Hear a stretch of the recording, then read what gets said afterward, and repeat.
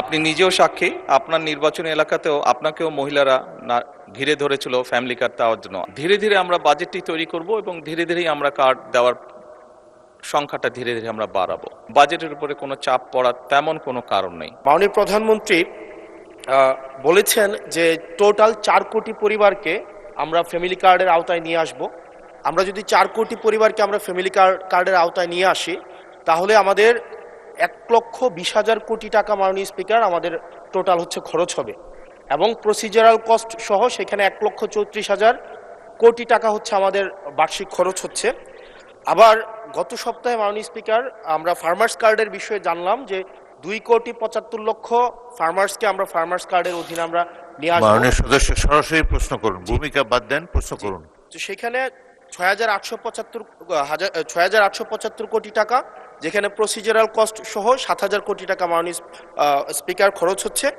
অর্থাৎ মাননীয় প্রধানমন্ত্রীর কাছে আমার প্রশ্ন, এই পদক্ষেপগুলো নিঃসন্দেহে মানুষকে সংযোগ করেছে, মানুষ সেগুলোর প্রতি আকৃষ্ট হয়েছে, কিন্তু আমার প্রশ্নটি হচ্ছে, আমরা 1,40,000 কোটি টাকা প্রত্যেক বছরে যদি একটা নির্ভরশীল অর্থনীতির খাতে আমরা বিনিয়োগ করি, সেক্ষেত্রে এটা কতটা হচ্ছে আমাদের অর্থনীতিকে স্বনির্ভর করবে, এবং এই অর্থটা কি আমরা সোশ্যাল সেফটি নেটসের যেই খাতগুলো এখন বর্তমানে বিদ্যমান রয়েছে সেগুলো থেকে কেটে এনে আমরা সেখানে বরাদ্দ দিচ্ছি, নাকি হচ্ছে আমরা নতুন করে আমরা এই খাতগুলোতে টাকা দিচ্ছি? যদি নতুন করে দেই, সেক্ষেত্রে মুদ্রাস্ফীতি ঘটার সম্ভাবনা রয়েছে কিনা সেটি পরীক্ষা করা হয়েছে কিনা, এটি আমার প্রশ্ন। ধন্যবাদ মাননীয় স্পিকার। মাননীয় প্রধানমন্ত্রী। মাননীয় স্পিকার, আপনাকে ধন্যবাদ। মাননীয় ইয়াং সংসদ সদস্য, আপনাকেও ধন্যবাদ আপনার প্রশ্নের জন্য। অবশ্যই আল্লাহর কাছে শুকরিয়া, আলহামদুলিল্লাহ, যে আমরা যে ফ্যামিলি কার্ডের কথা জনগণকে বলেছিলাম নির্বাচনের পূর্বে, সেই ফ্যামিলি কার্ডটি মানুষ গ্রহণ করেছে, এবং আপনি নিজেও সাক্ষী, আপনি নিজেও সাক্ষী, আপনার নির্বাচনী এলাকাতেও আপনাকেও মহিলারা ঘিরে ধরেছিল ফ্যামিলি কার্ড দেওয়ার জন্য। আপনি উত্তরে বলেছেন যেই মুহূর্তে ফ্যামিলি কার্ড সরকার দেবে আপনি চেষ্টা করবেন তাদেরকে ফ্যামিলি কার্ড ডিস্ট্রিবিউট করার জন্য। মাননীয় সংসদ সদস্য, আপনি নিশ্চয়ই এটি অনুধাবন করতে পারবেন যে 4 কোটি পরিবারকে আমরা ফ্যামিলি কার্ড দিব। আমরা পর্যায়ক্রমিকভাবে সরকার এটা দেবে। পৃথিবীর কোনো সরকারের পক্ষেই একবারে এটি করা সম্ভব না। এই ডাটাগুলো কালেক্ট করতে হবে, কার কি অবস্থা, প্রত্যেকটা ফ্যামিলি ডাটা কালেক্ট করবে, পর্যায়ক্রমিকভাবে আমরা দিব। এবং প্রথম স্টেজে আমরা যারা ভালনারেবল ফ্যামিলি আমরা তাদেরকে এই কার্ডগুলো দিব। কাজেই ধীরে ধীরে আমরা বাজেটটি তৈরি করব এবং ধীরে ধীরেই আমরা কার্ড দেওয়ার সংখ্যাটা ধীরে ধীরে আমরা বাড়াবো। এবং সেজন্যই আমরা মনে করি আমাদের যে সব হিসাব নিকাশ করেছি আমরা, তাতে করে বাজেটের উপরে কোনো চাপ পড়ার তেমন কোনো কারণ নেই। এটি গেলে 1 নম্বর। দ্বিতীয়ত, আপনি বলেছেন যে আরও যেগুলো সেফটি নেট,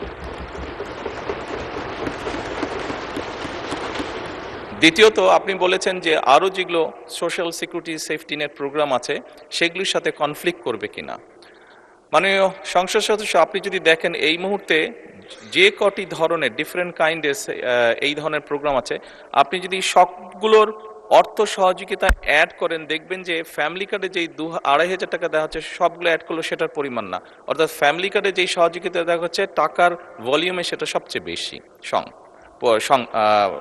ভলিউমে বেশি, 2,500 টাকা কোনোটাই। সবগুলোকে একজন মানুষকে যদি সবগুলো সুবিধা দেন এই মুহূর্তে যেগুলো চালু আছে, তাহলে একজন লোক 2,500 টাকার কম পাচ্ছে, বেশি পাচ্ছে না। এবং এর মধ্যে আমরা দেখেছি, এর মধ্যে রিসার্চ করে অনেকগুলো মানুষ আছে বা অনেকগুলো ব্যক্তি আছেন যাদের উপরে রিপিটেশন হচ্ছে, যে একই সুবিধা, কয়েকটি সুবিধা একজন ব্যক্তি পাচ্ছেন। তো সেগুলোকে আমরা কাট ডাউন করবো, সবগুলোকে আমরা কাট ডাউন করবো না, যেগুলো রিপিটেশন হচ্ছে সেগুলোকে আমরা কাট ডাউন করবো। এভাবেই করে আমরা ধীরে ধীরে নিয়ে যাব। আর আপনি ইনফ্লেশনের কথা বলেছেন, আমরা অবশ্যই টাকা ছাপিয়ে দিচ্ছি না, আমরা টাকা ছাপিয়ে দিব না, বরঞ্চ আমরা মনে করি এতে ইনফ্লেশনটা কমে আসবে। কারণ আপনি চিন্তা করুন, যখন সে 2,500 টাকা পাচ্ছে, এর মধ্যে নিশ্চয়ই যারা পেয়েছে আপনি দেখেছেন যে তাদের ভিডিওতে দেখেছেন তাদের রিয়াকশনগুলো, কি করবে তারা। কেউ বলেছে জামা কাপড় কিনবে, কেউ বলেছে বাচ্চার জন্য বই কিনবে, কেউ বলেছে ফ্যামিলির প্রয়োজনীয় জিনিস ক্রয় করবে। তার মানে আপনি দেখুন, যেই মানুষগুলো পাচ্ছে এরা কিন্তু কোনো ব্র্যান্ডেড জিনিস ব্যবহার করে না, আমরা সবাই একটু অ্যাফোর্ড করতে বলে যে ব্র্যান্ডেড বিদেশি জিনিস ব্যবহার করি, এই মানুষগুলো কিন্তু যেসব জিনিস ব্যবহার করে সেগুলো কিন্তু তাদের প্রয়োজনীয় জিনিস ব্যবহার করে, এবং তারা যেই জিনিসগুলো ব্যবহার করে অধিকাংশই দেশীয় কলকারখানা দেশেই উৎপাদিত হয়।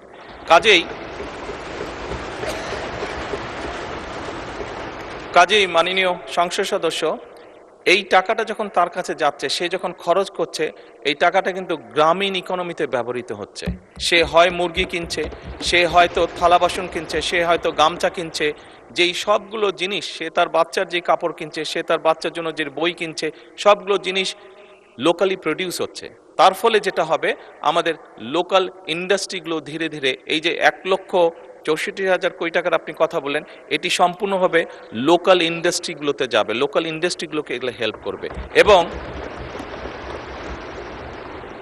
এবং স্বাভাবিকভাবে যখন একটি গ্রামে যখন অনেকগুলো ফ্যামিলি, অনেকগুলো মহিলা এই কার্ডটি পাবেন, তারা যখন যেই দোকানে গিয়ে সদাই করবেন, তারা জিনিসপত্র কিনবেন, সেই দোকানে আপনি খোঁজ করে দেখুন, এখন হয়তো একজন হেল্পার আছে দোকানের, তার স্টাফ হয়তো একজন আছে, কিন্তু আপনি 3 মাস পরে বা 6 মাস পরে দেখবেন তার স্টাফ 2 জন হয়ে গেছে।